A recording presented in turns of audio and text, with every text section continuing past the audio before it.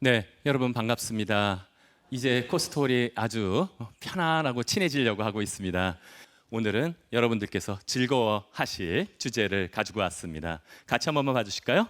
김수환 추기경의 사랑과 나눔이라고 하는 주제를 가지고 여러분들과 함께 말씀을 나눠보도록 하겠고요.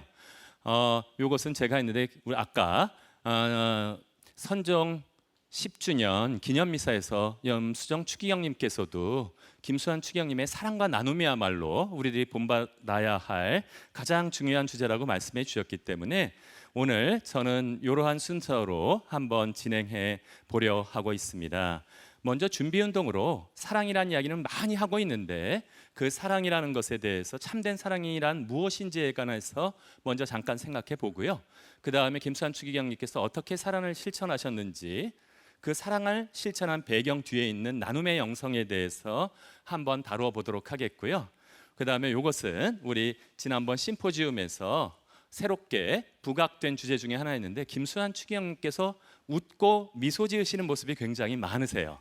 그것을 가지고 있는 의미에 대해서 함께 생각해 보면서 우리가 어떻게 이 김수환 추기경님의 정신을 실천할지에 관해서 함께 배워보는 시간을 가져보도록 하겠습니다.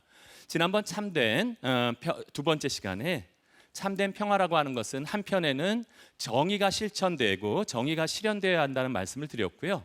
하지만 정의의 실현은 한쪽이라고만 말씀드렸죠. 동전의 한 면이라고 얘기한다면 그 반대편 함께 고려해야 될 대상 중에 다른 두 바퀴가 돌아간다면 다른 바퀴는 바로 사랑의 열매라고 말씀드린 바 있었습니다. 김수환 추기경님께서는 자주 세상에서 인간 대접을 받지 못하고 있는 가난하고 약한 사람들, 버림받고 소외받는 사람들, 이 사람들이 사회와 세상 속에서 참으로 사랑받고 대접받을 때 인류의 구원과 참 평화가 이룩될 수 있다라고 말씀해 주셨습니다.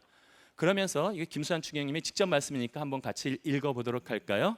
인간은 누구나 자기 애만 머물지 않고 남을 사랑할 때 남을 향해서 자신을 열 때에 참으로 성장하고 발전합니다. 남을 생각하지 않고 자기만을 사랑하는 사람은 자기 안에 폐쇄된 사람이요 폐쇄된 사람은 성장할 수 없습니다. 인간이란 참으로 이상스럽게 자신을 사랑으로 남김없이 주면 줄수록 스스로도 풍요해집니다. 참 놀라운 일입니다. 사실 우리는 모두 다 사랑하고 우리들을 보호하고 위해서 우리를 지키고 싶어 하는데 자기 애에만 머물러 있을 때는 결코 성장하지 못하고 오히려 내어줄 때 그것이 자라날 수 있다. 우리 신자분들이 굉장히 좋아하시는 어른들을 위한 동화 있어요. 아낌없이 주는 나무라는 것도 있고 꽃들에게 희망을이라고 하는 또한 그림 동화도 있는데 이 그림 동화에서 보면 나비가 되어서 날아오르기 위해서는 몇 번의 고치를 지어야 합니다. 고치를 지어야 하고 자기 안에 계속해서 머물러 있는 사람들은 성장하지 못하고 결국 죽어 나갈 수밖에 없게 아마 잘 된다면 여러분들이 가끔 즐겨 드시는 번데기가 될 수 있겠죠. 요리로서 소용을 있을지 모르겠지만 자신이 가지고 있는 최고의 가능성인 초월성, 자신이 완전히 성장하는 일은 이루어질 수 없기 때문에 김수환 추기경님께서 가르쳐 주신 이 이야기들을 제가 깜짝깜짝 놀라는 것은 무엇이냐 하면 김수환 추기경님이야말로 어떤 의미에서 당신의 생각을 직접 이야기한 것보다도 전통적인 교회의 가르침을 잘 소화해서 모든 사람이 알아들을 수 있도록 도와주신 것이 그분의 대단한 능력이라는 생각을 하게 됩니다. 그래서 아마도 제가 굉장히 좋아하는 성인이라고 하면 여러분들 아실 만한 분이 계신데요. 한번 얼굴 이거 어떤 성인인지 맞춰주시겠습니까? 어떤 성인이죠? 아우구스누스 성인께서 바로 우리들한테 사랑이라는 것의 무엇에 대해서 가르쳐 주신 것을 한번 회상하고 나서 이러한 입장과 우리 김수환 추기경님께서 말씀하시는 사랑과 나눔을 연결시킨다면 훨씬 더 이해가 잘 될 것 같아서 약간의 준비 운동을 하도록 하겠습니다. 김수환 추기경님의 사랑과 나눔에 대한 큰 배경이 되는 아우구스누스 성인께서는 사랑의 윤리를 들어가기 위해서 저희들한테 이렇게 가르쳐 주셨는데요. 먼저 위에 한번 읽어볼까요?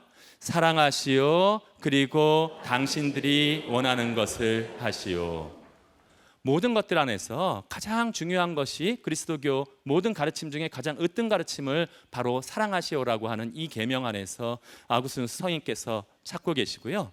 만일에 어떤 것이 있는데도 불구하고 결과가 아무리 행동의 결과가 좋다라고 하더라도 그러한 것들이 만약에 사랑이 결여되어 있다면 이것은 진정한 의미에서 모든 것들이 윤리적이거나 사람들한테 칭찬받을 만한 행위가 되지 못한다라고 말씀드린 바 있었습니다.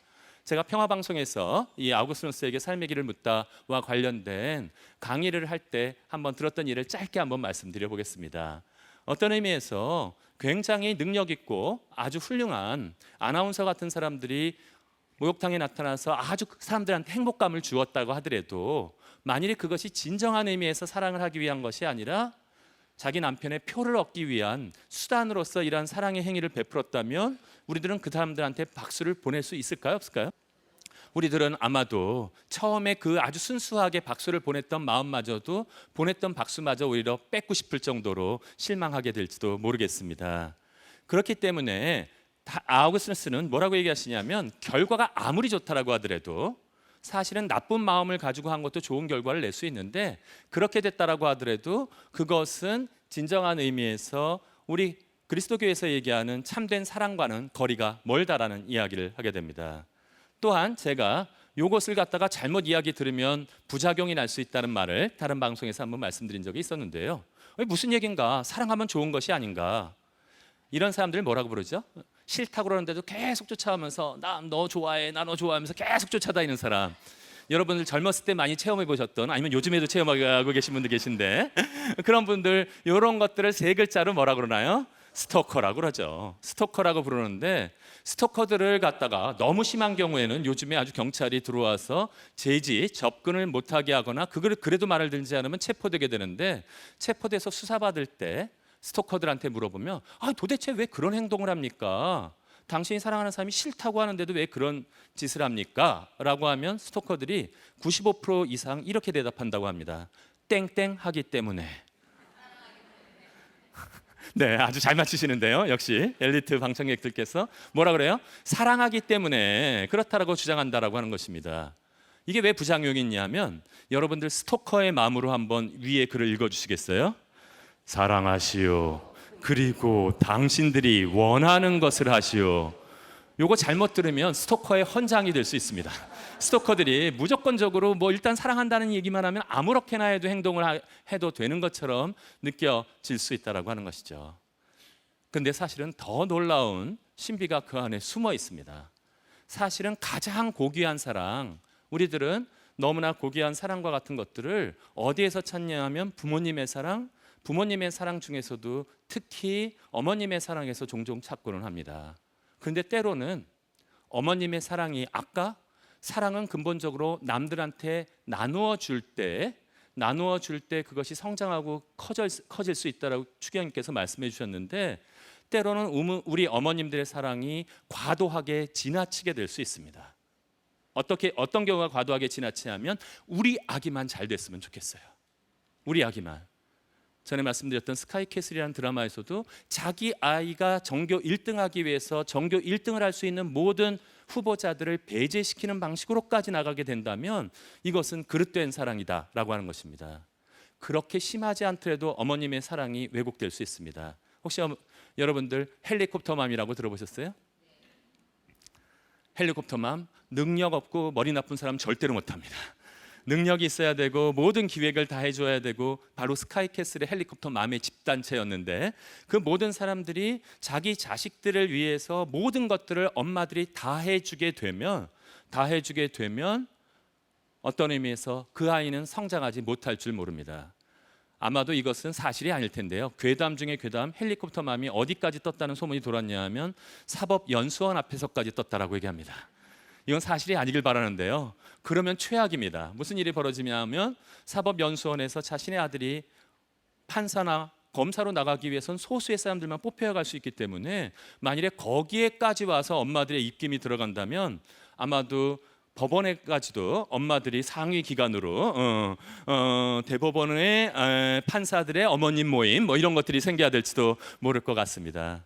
이게 아주 무서운 것 중에 하나인데요. 가장 소중한 사랑이라고 하는 아가페라고 불리는 어머님들의 사랑도 때로 잘못되게 되면 진정한 사랑과는 멀어질 수 있다라는 말씀이 있는 것인데, 그래서 아우구스티누스 성인은 저희들을 어떠한 종류의 사랑이 인간의 행위를 윤리적으로 만들 수 있는가 하는 질문을 던지게 됩니다. 사랑하는 대상에 따라서 두 가지로 아우구스티누스 성인은 구분해 주시는데요.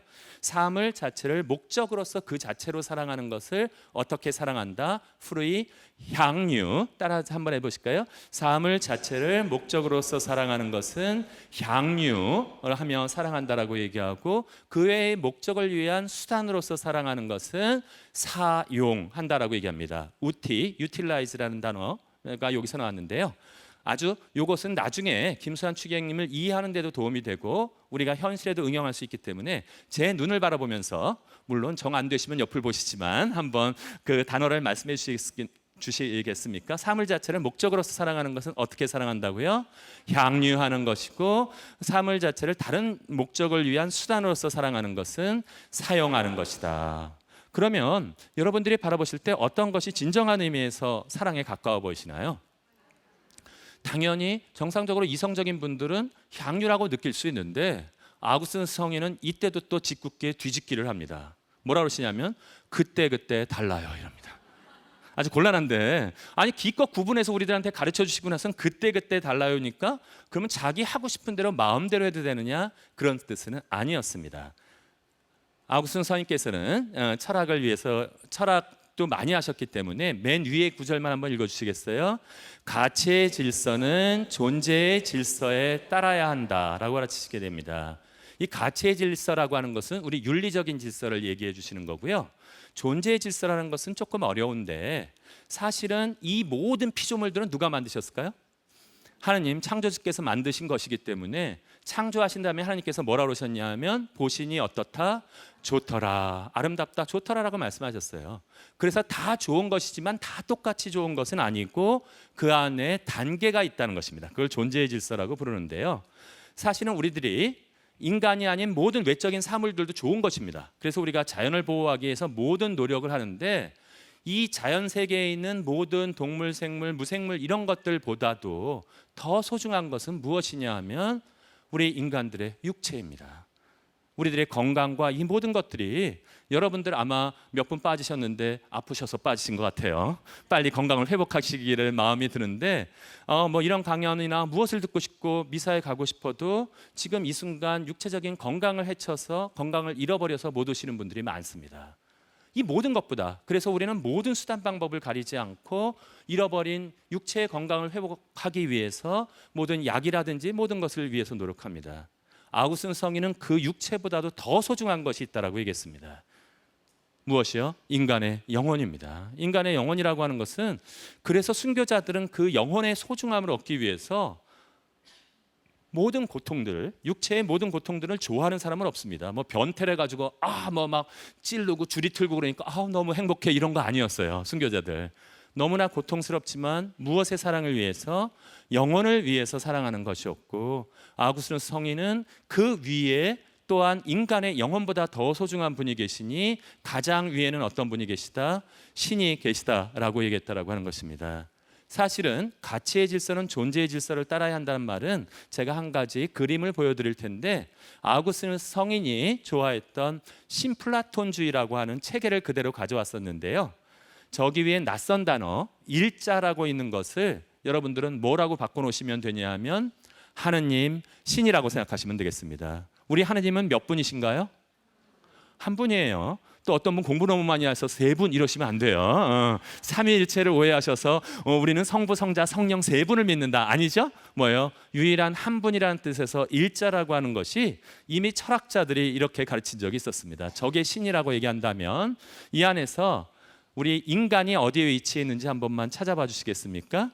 어디서 발견되시나요? 인간이라는 것이 바로 이 중간에서 발견하실 수 있습니다. 바로 이곳에 인간이라고 하는 것이 저 중간에 있는데, 이 모든 이 만물의 질서 중에서 진정한 의미에서 사랑하고 윤리적인 행위를 꼭 해야 되는, 윤리적으로 살아가야 될 사람은 인간뿐입니다.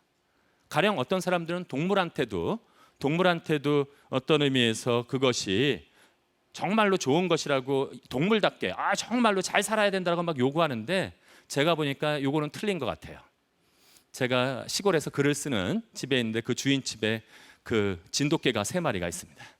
그리고 그 옆에 여러 마리의 닭들이 있는데 저는 세상에 닭들이 그렇게 멍청한 줄 처음 알았어요. 닭들과 진돗개 사이에 아주 평화스러운 DMZ 존을 만들어 놓으셨거든요, 집주인께서. 그래가지고 아침에는 개들이 뛰어나서 운동을 하고 운동이 끝나면 개들은 다 집에 들어가고 오전과 오후에 나머지 시간들은 닭들이 평화스럽게 풀을 뜯어먹는 그러한 시간을 보내고 있었습니다. 근데 어느 날 닭들은 날아오를 수가 있더라고요. 그 철망까지 날아올라가지고 그것까지도 좋았어요. 정상적인 닭이면 어디로 다시 내려가야 되겠어요?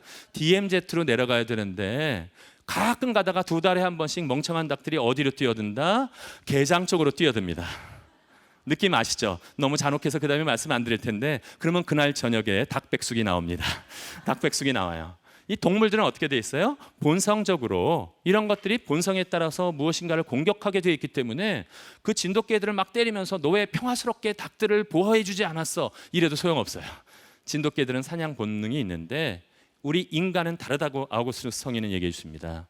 뭐라고 하는 것이냐면 아까 그때 달라요라는 말은 어떤 뜻이냐 하면 인간보다 상위에 있는 것들은 어떻게 사랑하라? 향유로서 사랑하는 것이고 인간보다 하위의 것들은 그러면 어떤 방식으로 사랑해야 될까요? 수단으로서 사용하라고 가르쳐 주시는 것입니다. 문제는 언제 생기느냐? 이 2가지 모두 다 사랑해야 되는 것인데 사용해야 될 것을 향유하거나 향유해야 될 것을 사용했을 때 질서가 뒤집어 엎어져 버리고 말게 됩니다.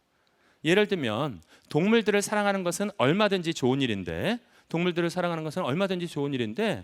그만 동물들을 갖다가 인간보다 더 사랑하게 되면 문제가 생겨날 수 있다라고 하는 것입니다. 저는 그 여러 가지 봉사하신 분 중에 효리 씨를 때로는 나는 오히려 이 효리 씨는 실제로 핑클하고 가수로 활동할 때보다 그 다음에가 훨씬 더 인간적으로 더 좋아지는 것 같아요. 그 좋아지는 것 중에 하나가 유기견을 돌보는 일들을 하면서 참 마음이 따뜻해졌었는데 그것은 동물들을 사랑하는 것은 이렇게 아주 좋은 일입니다. 그런데 이런 케이스는 어떻을까요? 한 어떤 재난 영화에서 나왔는데 막 불타고 있는데 밑에서 전화가 왔습니다. 다 대피시킨 줄 알고 소방수들이 다행이다 하고 있는데 전화가 왔는데 저희 VIP 룸에 2분의 어떤 사람이 갇혀 있다는 거예요. 그래가지고 어떻게 해요? 사람을 구하기 위해서 소방수들이 이제 엘리베이터도 타지 못하니까 계단을 막 뛰어 올라가서 갔는데 너무 다행이었어요. VIP 룸은 연기도 들어오지 않고 그 2분을 구해가지고 나오려고 그러는데 갑자기 거기에 있던 사모님이 소리 질렀습니다. 옆방에 우리 애기. 소방수들은 깜짝 놀랐어요. 거기는 방화벽이 내려와서 불타고 있기 때문에 뛰어들어서 그 사람들을 보호하기 위해서 도끼로 문을 부수고 들어갔는데 그때 안에 있었던 것이 폭발적으로 불이 튀어나오게 돼 있습니다. 모든 사람들이 소방수의 안전을 걱정하면서 영화 화면을 굶주리 바라보고 있는데 그때 다행히 소방수들이 바깥으로 드러났습니다. 그때 딱 가슴에 품고 나왔는데 가만 보니까 아기가 아니라 애완견이 보였다면 요건 조금 애완견을 보호한 것도 너무 잘했지만 애완견의 소중한 생명이 소방수 3명의 생명을 불에다 집어넣을 만큼 그렇게 소중한 것인가는 한번 반문해 보아야 되겠다라는 말씀을 드리는 것이죠.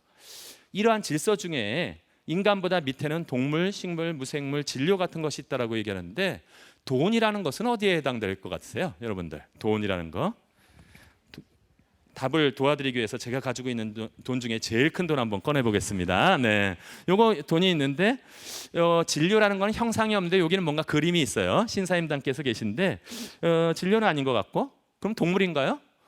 동물은 아니고 식물인가요? 식물이면 좋겠죠. 이거 심어놓고 나서 나올 때마다 한 잔씩 그냥 아들한테 용돈 줄 필요가 없어요. 그 앞에 있잖아 뜯어가 이러면 좋을 것 같은데 그것도 아닌 것 같고 아마도 무생물쯤 될 것 같습니다. 무생물쯤 되는데 그럼 이 돈이라는 것은 나쁜 걸까요? 돈을 던져버려야 될까요? 아우구스티누스는 그렇게 생각하지는 않았습니다. 돈이라든지 이 모든 것도 나름대로의 가치를 가지고 있어서 그것을 갖다가 어떻게 하면 된다? 더 상위의 것들을 위해서, 자연을 보호하기 위해서 사용하고, 동물을 동물답게 기르는 사람들한테 제값을 주고 하고, 가난한 사람들을 돕기 위해서 함께 나눌 수 있다면, 인간들을 도와주는 쪽에 돈을 쓸 수 있다면, 이것은 지탄받거나 어떤 야단 맞을 행위가 아니라 오히려 권장할 수 있는 행위라고까지 아구스누스 성인은 가르쳐 주고 계신 것입니다. 언제 문제가 될까요? 돈이 목적이 되어버려서, 돈이 향유의 수단이 되어서 자연 환경을 파괴하고 동물들을 수탈하고, 심지어는 여러 가지 우리나라에서 벌어진 슬픈 사건에 나타나는 것처럼 인간의 생명까지 위협하게 되면 이것이야말로 잘못된 것이다 라고 가르쳐주고 있는 것입니다. 아구스누스 성인은 제일 꼭대기에 하느님은 어떠한 방식으로 사랑해야 될까요? 그러면 사용해도 될까요? 아니면 무조건적으로 향유, 목적으로서 사랑해야 될까요? 무조건적으로 목적으로서만 사랑해야 된다라고 아구스누스 성인은 가르쳐 주셨습니다. 종교 전쟁이라든지 십자군 전쟁 같이 좀 슬픈 일이라든지, 아니면 종교인들이 자신의 욕심을 채우기 위해서 하느님을 이용하거나, 여러 종교에서 지금 성적인 그 문제들이 생겨나는데 하느님이 주신 권위를 자신의 욕정을 채우기 위해서 사용한다면 아구스누스 성인은 분노하십니다. 이거는 향유, 목적으로서 사랑해야 될 분을 어떻게 하는 것이다, 수단으로서 사용하는 자들이라고 아주 신랄하게 비판하셨는데, 이 정도면 저희들이 이제 그 아우구스누스 성인의 향유와 사용이라는 토대를 가지고 우리들이 충분히 김수환 추기경님의 사랑의 실천을 들어가기 위한 준비 운동은 끝난 것 같습니다. 여러분 표정들이 너무 굳어지셨기 때문에 제가 김수환 추기경님의 첫사랑 얘기를, 요거는 뭐 모든 중학생들이 좋아하는 첫사랑 얘기지만 여러분도 궁금하실 수 있을 것 같아요. 제가 1부 때 일부 삶과 신앙에서 말씀드렸는데 어린 추기경님의 꿈이 좀 황당했어요. 이미 알고 계신 분들 기억나시는 분 계신데 일찌감치 가서 읍내에 나가서 장사를 배워서, 꿈이 아주 야무졌어요. 초등학교 때 장사를 배워서 몇 년 후에 기술을 다 배우고 나면 자기의 전방, 자기의 가게를 차리고 결혼할 해수까지 결정해 놨어요. 25살이 되면 장가를 가서 부모님께 삶을 사드릴 수 있는 부유한 사람이 되어서 효도를 해야 되겠다. 하지만 이 꿈은 처절하게 깨졌었죠. 이렇게 뭐 신학교 들어가서 동전도 나와보고 꾀병도 부려봤지만 신학교로부터 쫓겨나지 못했어요. 그래가지고서 언제부터 확실하게 사제로서의 길이 확신이 들었냐 하면, 지치시마, 이상한 섬 이름 말씀드렸죠. 그 섬까지 끌려가서 그 고통을 받다가 다시 되돌아왔을 때 이제 김수환 신학생의 결심 안에는 아주 확고하게 사제로서의 길을 가겠다는 생각이 생겨났습니다. 그러던 이제 확실하게 가려고 하니까 또 유혹이 다가왔어요. 언제냐면 1951년 성당 유치원에서 거기에 있었던 일하던 분이 아픈데 본당 신부님이 돌봐줄 수 없었어요. 그러니까 제일 믿을 만한 누구를 보냈다? 김수환 신학생. 그때 막 부제품을 받자마자 김수환 부제에게 저 여인을 좀 돌봐 주라라고 얘기했습니다. 또 오죽극진이 돌보셨겠어요. 뭐 얼굴이 잘생기신 건 아니었는데 자신이 아픈데 그렇게 극진히 돌봐주는 우리 김수환 신학생을 바라보면서 그분이 아주 약간 마음이 흔들리면서 아주 진지하게 이러한 질문을 던졌다라고 합니다. Will you marry me? 번역해 드릴게요. 저와 결혼해 주실 수 있나요? 저와 결혼해 주실 수 있나요? 아니 그 전까지 그렇게 장가 가려고 그러는데 안 나타나더니 이제 어떻게 해가지고 이제 사제의 길로 나가려고 하는 바로 그 순간에, 그래도 정말로 자신이 그 얘기를 처음 듣는 순간 얼굴이 빨개진 김수환 부지는 얘기도 못하고 그에게 일생일대의 고민이 시작됩니다. 이제 갈등의 두 가지 갈래길이 있어요. 나의 소년 때부터의 꿈을 이루어야 하는 것인가, 아니면 새롭게 생겨난 것이 아니라 그렇게 오랫동안 걸어온 사제로서의 길을 가야 할 것인가. 진지하게 고민하다가 김수환 추기경님께서 드디어 결심하고 가서 답변하셨습니다. 많은 사람에게 도움을 주겠다. 가서 아주 단호하게, 아마 그 여성이 무서웠을 것 같아요. 저는 사제가 돼야겠습니다. 그만 더 이상 그것이 없었고, 좀 더 있을 뻔했는데 하나님이 보호하셨는지 그 이후부터는 결코 김수환 추기경님께서는 다른 사랑 얘기는 더 이상 품지 못하십니다. 그것에 대한 이야기가 왜 그런지에 관해서는 그 중에서 굉장히 중요한 역할을 어머님이 하셨는데 그 약간의 인테르메초 들어오는 얘기는 그 다음에 바로 말씀드리도록 할게요.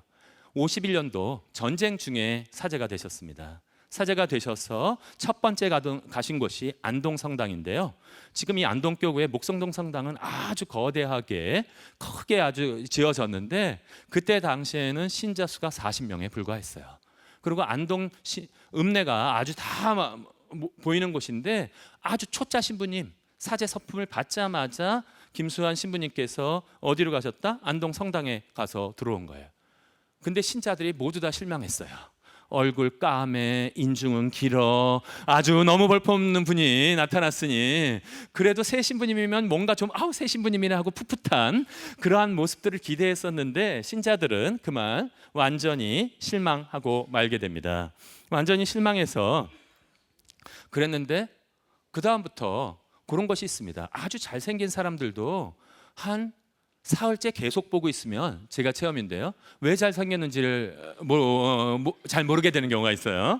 그리고 굉장히 못생긴 사람도 인품이 좋으면 계속 보고 있으면 곳곳이 귀여워 보입니다. 곳곳이 귀여워 보이게 되어 있는데 바로 김수환 신부님이 그런 매력을 가지고 있었어요. 그 다음에 뭐 하냐면 학생들을 모아놓고 얘기하는데 뭐냐면 주로 얘기할 때 귀신 얘기를 잘해주셨다라고 얘기해요. 하다가 뭐 얘기하다가 뭐 파란 종이 줄까 이러면은 애들이 깜짝 놀라서 너무 즐거워하는 이야기들을 했었는데 그런 즐거워한 이야기만 할 수 있는 현실은 아니었습니다. 와 보니까 찢어지게 가난했어요. 사제관이라는 것에 숟가락 하나도 없고요. 사제관이라고 하는 건물만 있지 이 모든 것들을 갖다가 제대로 활용할 수 있는 상황이 아니었기 때문에 보니까 모두 다 초급묵피로 일단은 기도하는 게 문제가 아니라 40 정도 가구 정도 40명의 신자들이 먹고 사는 것이 문제가 된다는 사실을 새 신부님이 알게 됩니다. 자신이 돈을 벌 수 있는 재주를 배운 적은 없었어요. 꿈이 장사였지 장사를 해본 적은 없었기 때문에 유일한 재주가 일본과 유학하면서 배웠고 그 다음에 그 미국인들 괌의 선교사들과 대화하면서 배웠던 영어와 같은 것들이 재산이었기 때문에 번역 운동을 하고 하지만 그 푼돈으로서는 이 사람들을 도와줄 수 없었어요. 용감하게 부산으로 한번 찾아가 보았는데 그 부산에 아시아 지역을 도와주고 있었던 전쟁 지역이었기 때문에 아시아 지역에 도와주시는 주교님이 한 분 와 계신 적이 있었습니다. 아주 우연히 그분을 만났는데 이분은 깜짝 놀라고 말았어요. 당시 안 신부님이라는 사람이 책임자 신부님이셨는데 그분을 꼭 만나라고 가서 아시아 지역 담당 주교님의 제안을 통해서 안 주교님을 뵀는데 안 주교님이 수표를 한 장 주셨어요. 쫙 써놨는데 거기에 뭐라고 써 있었다? 6.25 당시입니다. 2천만 원을 거기에 써놓은 수표를 딱 주셨어요. 아마 지금으로 따지면 2억을 훨씬 넘는 엄청난 돈이었는데 추기 형님은 숫자를 세어보셨어요. 허걱 이 큰 돈을 너무 놀래가지고 그 수표를 잊어버리면 안 되니까 부들부들 떨면서 누구한테 갖다 드렸다? 대구 대교구의 주교님께 그 수표를 그대로 갖다 드리게 됩니다. 그때 처음으로 돈에 대한 유혹이 생겨났어요. 딱 10분의 1만 주시면 좋겠다. 얼마? 200만 원만 주셔도 그게 엄청난 큰 돈이었기 때문에 그래서 주교님한테 딱 갖다 드리고 했었는데 그래 잠깐 저기서 좀 쉬고 있게. 아마 주교님도 놀라셨겠죠. 그 액수가 엄청났으니까. 그러고 나더니 김수환 신부님을 부르셨어요. 어떻게 했으면 얼마나 바꾸신나? 이걸 어떻게 답변해요? 10분의 1까지 이게 여기까지 나왔는데 이놈하고 야단칠까 봐 얘기를 못했는데 주교님이 이렇게 제안하셨어요. 절반이면 되겠나? 박수 한번 치셔주세요. 김수환 추기경님 꿈도 못 꿨는데 갑자기 정말 상상치도 못했던 자기가 10년을 번역해도 못 벌 엄청난 돈을 주교님께서 물론 주교님도 받으신 거지만 흔쾌하게 무슨 성당을 쓰기 위해서 안동 성당을 위해서 내어주신 거예요. 이거를 가져오시는 길에 김수환 추기경님은 머리가 아주 꿈이 부풀었어요. 뭐도 해주고 그런데 이 양반은 지혜로웠던 분인 것 같아요. 이냐시오 로일라 성인이 뭐라고 얘기했었냐 하면 자선을 베풀 때 자선을 위한 돈이 저는 맨 처음에 이해를 못했는데 땀이 나도록 쥐고 있으라는 말을 하게 됩니다. 아니 그 훌륭한 예수를 만든 그 훌륭한 성인이 인색하란 뜻인가? 이거를 갖다가 아니 그 자선을 바로바로 베풀지 않고 우리는 누구를 좋아하냐면 바로바로 베푸는 멋진 통 큰 신부님들을 좋아하고 통 큰 사람들을 좋아하는데 왜 성인이 이것을 갖다가 손에 땀이 쥐도록 쥐고 있으라고 얘기했을까? 김수환 추기경님께서는 가난한 사람들한테 갑자기 돈을 나누어 주었을 때 오히려 부작용이 날 수 있다는 생각을 하시게 됩니다. 생각을 하셨어요. 이 사람들은 지금 일을 하고 싶어도 일자리가 없기 때문에 어떻게 얘기했다? 일자리를 만들어 주는 것이 좋겠다. 갑자기 성당 보수 사업이 벌어지게 됩니다. 성당 모든 보수 사업을 하면서 아직 일자리가 없는 모든 신자들한테는 일자리를 주면서 같이 일을 하시기 시작했고요. 하지만 일할 수 없는 더 가난한 사람들도 많았어요. 하지만 누구한테는 10만 원 주고 누구한테는 5만 원 줬다가는 틀림없이 싸울 것 같으니까 기가 막힌 방법을 찾아내셨는데 그 자선에 대한 배분을 어디서 하셨다? 고해소에서 하시게 됩니다. 고해소에서 모든 상황은 이미 다 알고 계셨기 때문에 고해소에서 들어와서 고해소에서의 비밀은 누구랑 누가 사제만 지키는 것이 아니라 신부님이 명하시면 우리 신자들도 지켜야 되는데 이렇게 얘기하셨어요. 돈을 딱 주면서 얼마 받았는지 절대로 바깥에 나가서 얘기하면 안 된다라고 얘기하셨어요. 느낌 오시죠? 어떻게 해요? 그 많은 신자들한테 정말로 먹고 살 수 있는 모든 돈을 배분해 주셨는데 서로 얼마를 받았는지 아무도 몰랐어요. 그래서 아무런 싸움도 벌어지지 않았고요. 그래가지고서 고해소에서 모든 비용을 나누어주고 한 그때 신자분이 얘기하셨는데 심지어 자기 몫은 남겨놓지 않으셨어요. 어떤 때 보면 먹을 것도 없어서 굶주리시면서도 이 모든 것들을 나누어 주는 역할을 하게 됩니다. 이런 신부님을 만났던 신자들이 어떻게 감동을 안 받을 수 있겠습니까? 완전히 감동해가지고 안동에서부터 대구 대교까지 한번 나오시면 신자들이 나와서 버스 들어오는데 몇 시 차 타고 들어오는지도 모르는데 기다리고 있습니다. 그래가지고는 김수환 신부님 오시면 너무 적적해서 큰일 났었다고 빨리 본당으로 가자고 들어가서 그러한 생활들을 1년 5개월 동안 하셨고요. 1년 5개월 동안 하셨고 그때 또 요거는 사랑은 아니고 한번 위기가 있었는데 어떤 일이 있었냐 하면 사람들이 피난민이 다가오고 있는데 더 이상 있을 곳이 없으니까 신자였던 그 남편을 잃어버린 그 과부시죠. 과부가 어린 딸을 데리고 안동 성당에서 머물러 있었습니다. 옛날 수녀원 빈 수녀원에서 생활하고 있었고 그러니까 어쩔 수 없이 김수환 추기경님 도와드리기 위해서 식복사라는 개념도 없을 때인데 밥을 같이 해서 추기경님이 이렇게 얘기하셨어요. 나는 먹을 것이 있으니까 우리들이 같이 밥을 나누어 먹자라고 하는 이야기들을 하면서 같이 밥을 나누어 먹고 있었는데 그 계시다가 안동 성당에 있었다는 사실을 아시고 어머님 서중아 마르티나 지난번 보여드렸던 어머님이 안동 성당을 방문하셨습니다. 김수환 추기경님한테 꼭 얘기했던 것이 젊은 여성과는 눈을 마주치지 마라라고 겁을 주셨던 거였어요. 근데 가만 보니까 식복사 역할을 하면서 어떤 과부지만 그래도 젊은 여성이 살고 있으니까 김수환 추기경님이 외출하기를 기다렸었던 것 같아요. 외출하신 사이에 보니까 돌아와서 보시니까 아주 지긋한 나이에 할머니가 식복사로 들어와 계셨어요.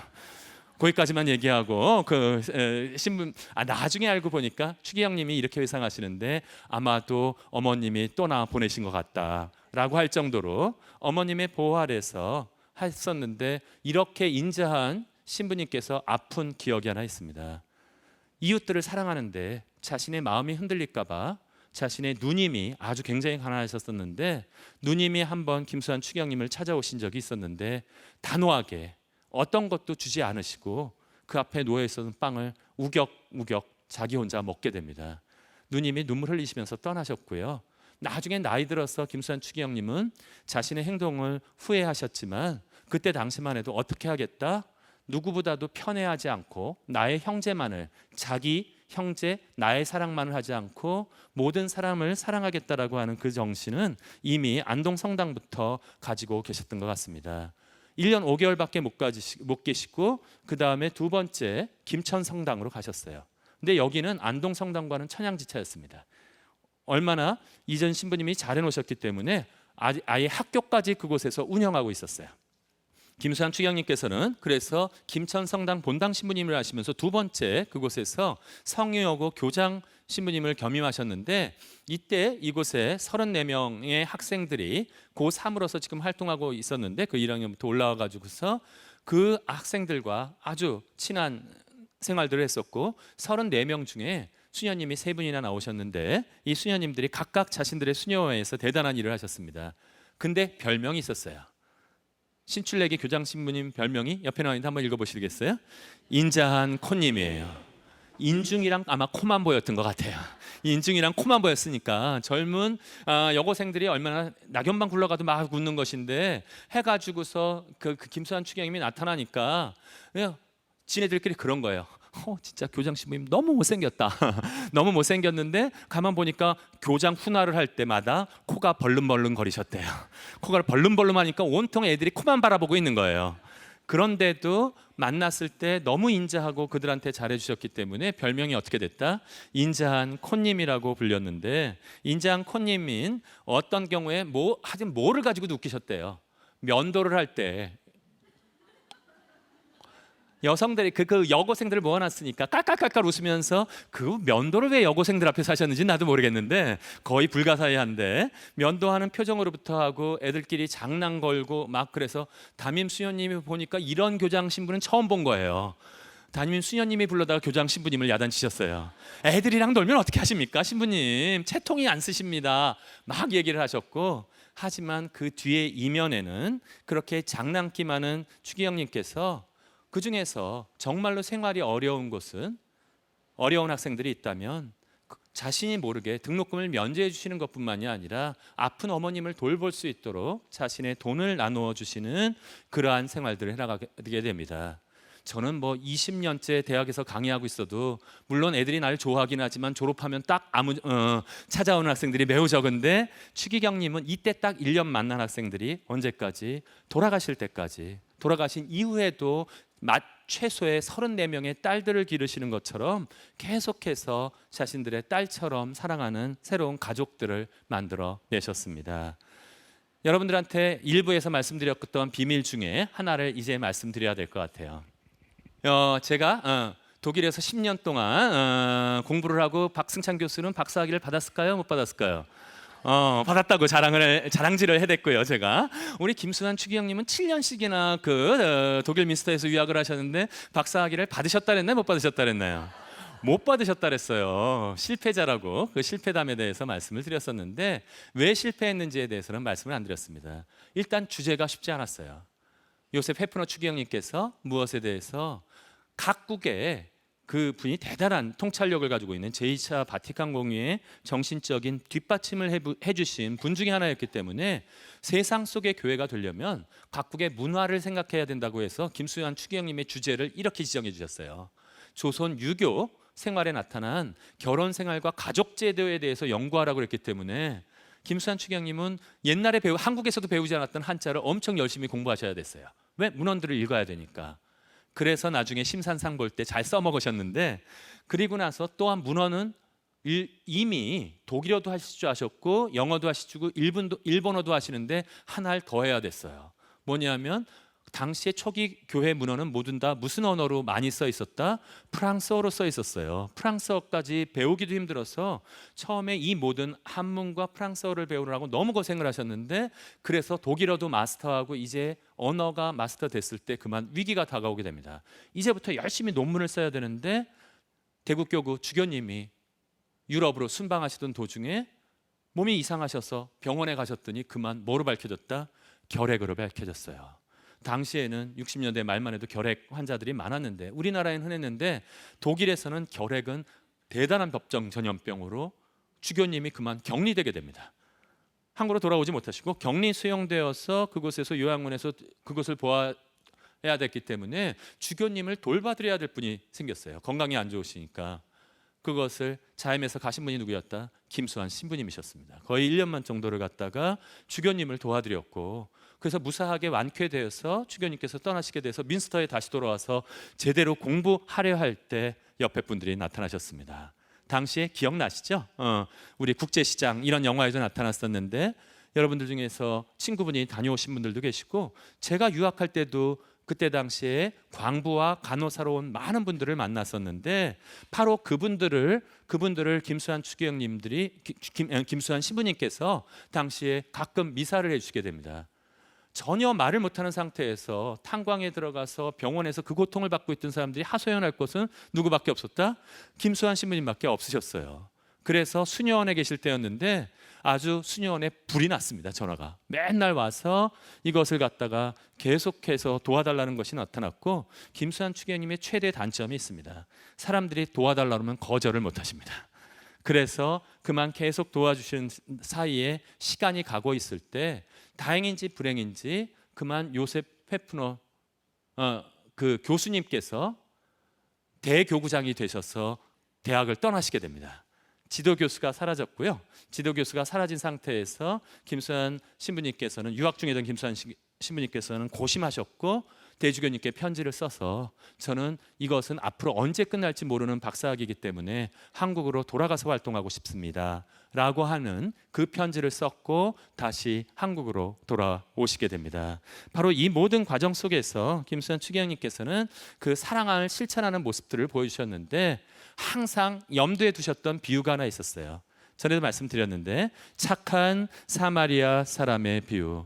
누가 강도를 만난 사람에게 이웃이 되어주셨느냐라고 물어봤을 때 사제와 레위인은 그냥 지나치고 착한 사마리아 사람이야말로 손을 내밀어 주셨던 것이 그렇게 강력하게 인상에 남았고, 이러한 것을 베푸는 활동과 같은 것들을 김수환 추기경님께서는 계속해 오신 것입니다.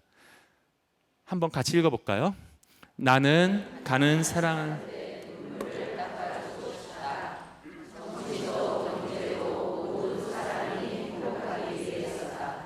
언제나 사람이 앞서야 한다. 맨 처음에 시작할 때 김수환 추기경님의 삶과 신앙에서 인간 존중이라는 가르침이 김수환 추기경님의 전체 생애를 갖다가 계속 꿰뚫었다라고 말씀을 드린 적이 있었는데, 바로 이것이 인간이야말로 언제나 사람을 앞세워야 된다. 무슨 조직의 무언, 나의 박사학위, 이 모든 것보다도 누구? 가난한 사람들, 고통받고 있는 사람들을 갖다가 항상 앞에 두려 하셨던 김수환 추기경님의 그러한 모습들이고요. 목동 철거민, 지금의 그렇게 목동 신시가지 되기 이전에 철거민들이 있을 때 방문해 주셨고요. 노인 요양원, 어떤 때만 있으면 이곳을 방문해 주시는 모습을 보여주셨습니다. 실천적인 모습은 말씀을 드렸는데, 김수환 추기경님의 그 사랑을 실천하게 된 배경이 된 이야기를 조금 더 학문적으로 들어가서 말씀드려볼까 합니다.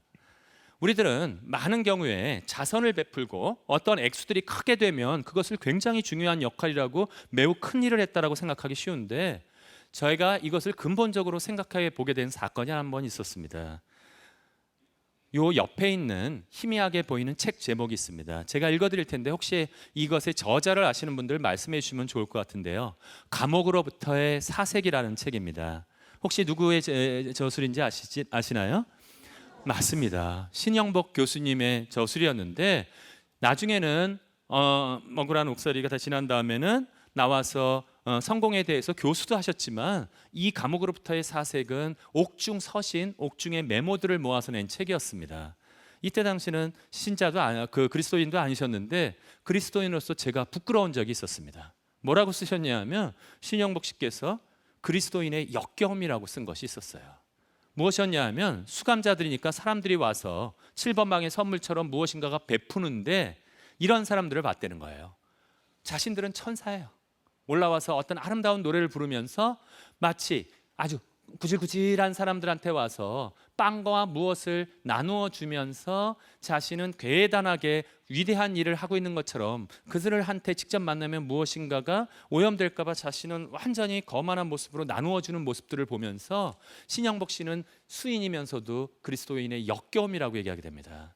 이 그릇된 자세는 무엇이냐 하면, 무엇인가가 내가 더 위대한 사람이고 나는 다른 종류의 사람이고 난 천사에 가까운 사람이고 저 사람들은 무엇인가 부족하다는 입장으로 나누어 준다면 이것을 그릇된 자선이라고 부르고 있고, 진정한 나눔이 되려면 무엇이 되어야 된다? 진정한 의미에서 한 번만 읽으실까요? 진정한 공감이 이루어져야 한다. 아까 착한 사마리아인은 좋은데 착한 사마리아인 증후군이 생기면 안 된다는 거예요. 마치 내가 무엇인가를 베풀어 줌으로써 이 사람의 생명을 구했다라든지 이런 생각을 가지고 있다면 이것은 근본적으로 진정한 자선이 아니라 그릇된 자선이며, 진정한 자선 나눔을 내면 무엇이 필요하다? 진정한 공감이 필요하다는 사실들을 제가 생각한 적이 있었는데, 이것을 가장 잘 실천해 주신 분이 누구셨다? 바로 김수환 추기경님이라고 하는 것입니다. 지난번 정의와 평화 얘기할 때 동일방직 사건을 말씀드렸어요. 여공들한테 자신들이 그 테러를 하기 뭐하니까 남자 공원들을 통해서 똥물을 뿌렸었고 똥물 사건이라고 불리는 것인데, 당시에 노조 지부장이 어떤 한 분이 인터뷰하실 때 이랬습니다. 모두 다 찾아갔대요.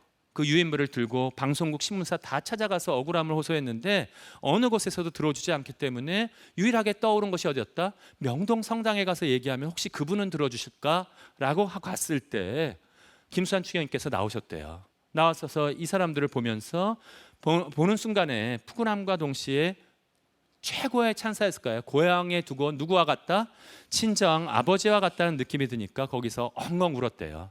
이 모든 이 여공들이 울고 있을 때 추기경님께서 자신도 눈물을 흔들리면서 괜찮아 괜찮아 그것이 나아질 것이다 라고 생각해서 도와주셨기 때문에 이러한 문제에 대한 해결들이 나타났었고, 제가 이야기 여러 가지 들은 중에 나눔의 정신을 가장 잘 보여주는 사건은 어디에서 있었냐 하면 바로 이 상계동, 지금의 노원구에 굉장히 커다랗게 발전된 곳에 상계동 철거민들이 있었습니다. 이분들은 벌써 청계천을 복구할 때, 사업할 때 한번 밀려나신 분들이었어요. 아주 조각조각해서 그곳에서 아주 좁은 공간에서 살면서 생활을 하고 계실 때 다시 재개발이 돼야 되니까 쫓겨나는데 재개발에 세입자에 대한 대책은 하나도 없었습니다. 땅을 가진 사람들은 보상을 받았는데 세입자에 대한 대책이 하나도 없으니까 나갈 수 없어서 너무 큰 고통을 받고 계실 때 그곳에 그들의 고통을 함께 하기 위해서 가신 분들이 계셨어요.